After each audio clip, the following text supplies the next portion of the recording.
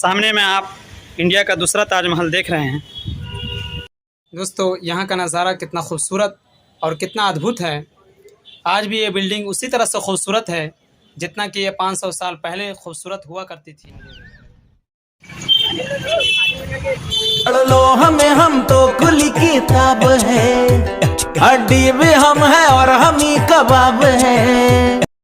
आज हम हैं सासाराम में, जो रोहतास डिस्ट्रिक्ट का मुख्यालय है और बिहार के मुख्य शहरों में से एक शहर है। पटना से इसकी दूरी लगभग 135 या 40 किलोमीटर है। शहर जिसको हम सासाराम के नाम से जानते हैं, पहले सहसाराम था और इसका प्राचीन नाम सिद्धाश्रम है। इस शहर की एक तारीख़ है, इसका एक इतिहास है। कहा जाता है कि दुनिया का सबसे प्राचीनतम और जीवंतम शहर जो है वो सासाराम ही है। इसके प्रमाण यहाँ की पहाड़ियों में और कैमूर की पहाड़ियों में देखने को मिलते हैं। मध्य पाषाण कालीन मानव के चित्र और आदि मानव के चित्र, इसी तरह से शिलालेख यहाँ की पहाड़ियों में देखने को मिल जाते हैं। इससे पता चलता है कि ये शहर 10,000 साल पुराना है और इसका सभ्यता 10,000 साल पुराना है।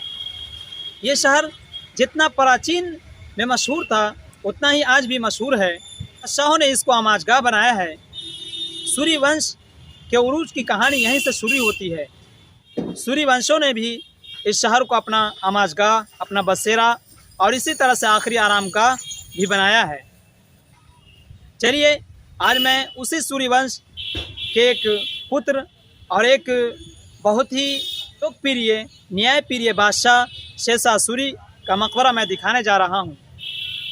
दोस्तों, सामने में आप एक इमारत देख रहे हैं जो 500 सालों से सूर्यवंश की अज़मत की गवाही देने के लिए खड़ा है। ये सूर्यवंश की अज़मत की गवाही ये इमारत दे रही है और 500 सालों से खड़ी है। दोस्तों, ये इमारत चारों तरफ से पेड़ों और तालाबों के बीच में है। बहुत ही खूबसूरत है और कहा जाता है कि इंडिया का दूसरा ताजमहल है। ये इमारत पैठान वास्तुकला में बनाई गई है और पैठान वास्तुकला की ये ख़ासियत होती है कि अंदर में मकबरा होता है और उसके बाहर में बरामदे होते हैं और फिर ये बाहर से देखने में 3 मंजिला या 2 मंजिला होता है, लेकिन अंदर से 1 ही मंजिला होता है और इसके हर मंजिल पर छतरियाँ हुआ करती हैं। ये छतरियाँ आप सामने में देख रहे हैं। 8 छतरियाँ हैं हर मंजिल पर, हर फ्लोर पर 8 छतरियाँ हैं और ये छतरियाँ इमारत की खूबसूरती में 4 चांद लगा रही हैं, खूबसूरती को बहुत ही बढ़ा रही हैं, जिससे ये इमारत बहुत ज़्यादा खूबसूरत दिख रहा है। कहा जाता है कि हिंदुस्तान में ऐसा मकबरा कहीं नहीं है। ये पहला और वाहिद मकबरा है जो तालाबों के बीच में है। इस इमारत को शेरशाह सूरी ने अपनी ज़िंदगी ही में बनवाई थी, लेकिन ऊपर का हिस्सा जो आप देख रहे हैं, जो गुंबद है, वो उनकी ज़िंदगी में मुकम्मल नहीं हो सका था। तो उनके मरने के बाद इस्लाम शाह सूरी ने इस गुंबद को 3 महीने के बाद मुकम्मल करवाया और 16 अगस्त 1545 में ये इमारत, ये मकबरा पूरे तौर पर बनकर तैयार हो गया। ये ऐसे शासक का मकबरा है जो अपनी न्यायप्रियता, लोकप्रियता, दयालुता, अपनी मेहनत, अपनी जफाकशी और अपनी अक्लमंदी की वजह से पूरे हिंदुस्तान में मशहूर था, जिसे हिंदुस्तान और पूरी दुनिया में लोग जानते हैं। उसे शेरशाह सूरी कहा जाता है। ये हिंदुस्तान का ब्रिलियंट हीरो था।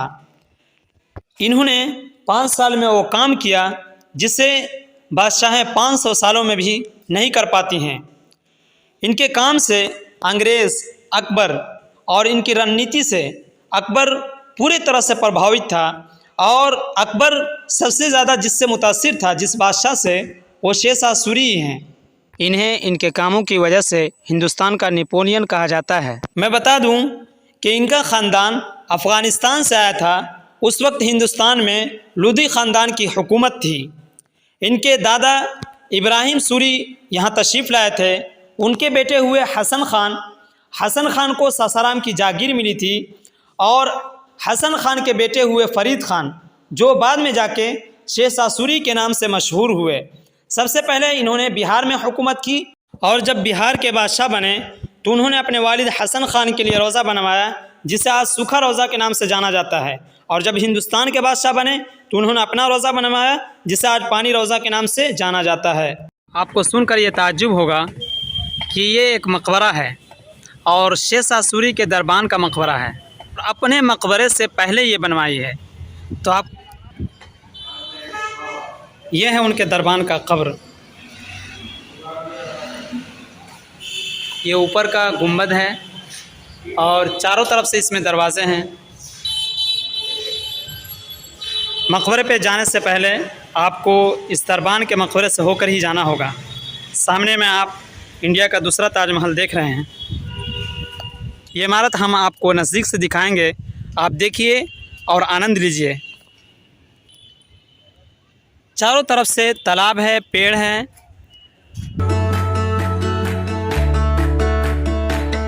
और बहुत ही हसीन मंज़र होता है।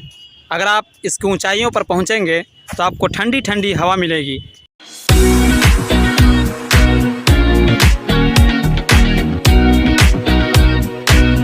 ये तकरीबन 101 फीट पानी से लेकर गुंबद तक की ऊंचाई है। ये दूसरा प्रवेश द्वार है। मकबरे के अंदर प्रवेश करेंगे, हम आपको दिखाएंगे कि यहाँ कितनी कब्रें हैं और यहाँ पर क्या लिखा हुआ है, शिलालेख किया है। अब हम मकबरे के अंदर में हैं। चारों तरफ से इसके दरवाजे हैं। आवाज़ इको हो रही है, इसी वजह से मैं आहिस्ता बोल रहा हूँ। सबसे मुख्य कब्र जो है वो शेरशाह सूरी की कब्र है। से खुले हुए रोशनदान है ताकि रोशनी आ सके।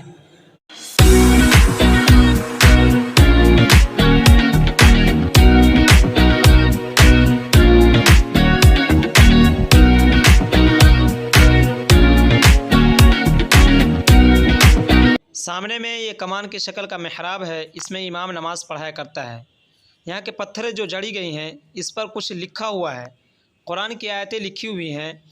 चूँकि इस्लाम में चित्रकारी करना या किसी का फ़ोटो बनाना, चाहे खुदा हो या पैगंबर, मना है, तो इसी वजह से आप इस तरह के नमूने देखने को मिलेंगे। बहुत ही उम्दा और बारीकी के साथ ये फ़नकारी की गई है। इस पर जो पत्थरें जड़ी हैं वो कुरान की आयतें लिखी हुई हैं। बहुत ही खूबसूरत बनाया गया है दोस्तों।